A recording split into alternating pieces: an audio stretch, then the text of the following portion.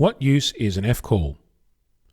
I've been an amateur since December 2010, and since then I've been active in many different groups and communities. I've participated in several hamfests, barbecues, car boot sales, campouts, contests, read articles and used websites.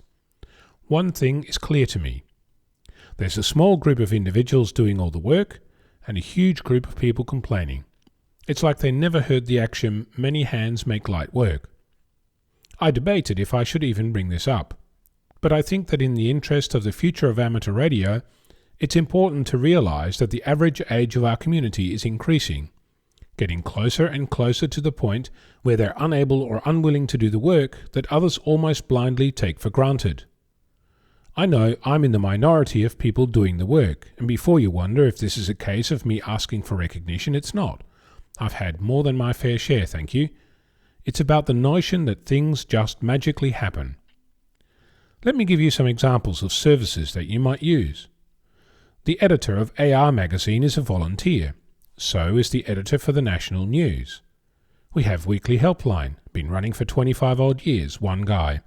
Local nets like the Friday Night Technical Net, been running for 600 odd weeks, one guy.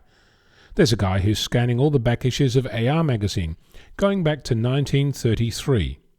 There's a small group of people providing training. A few individuals are committee members in their local club.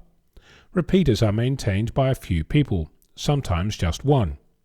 The QSL Bureau in your state is likely run by one person. Contests are likely run and managed by one person.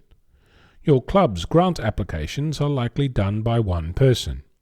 Your club website is probably run by one person. The list goes on. I'm not suggesting that everyone could or should be making the same commitment as the examples I've given. They donate their time freely and give back more to the community than they take. What I'm pointing out is that as a community, amateur radio is getting older, and the gimme attitude appears to be getting stronger. I think this is a recipe for decline of this great hobby. Next time you use a service or participate in an event, you might take a moment, rather than complain or even take for granted a service offered by an individual, acknowledge and thank that volunteer. If you have an idea on how to further the hobby, to inject new ideas or services, don't wait for permission, go right ahead and start. Who knows, perhaps one day you'll feel that you have a responsibility to give something back to the community that you're part of. As I said, not every person has the same availability of time and resources. Put yours to good use for yourself and your amateur community. Think of it as succession planning.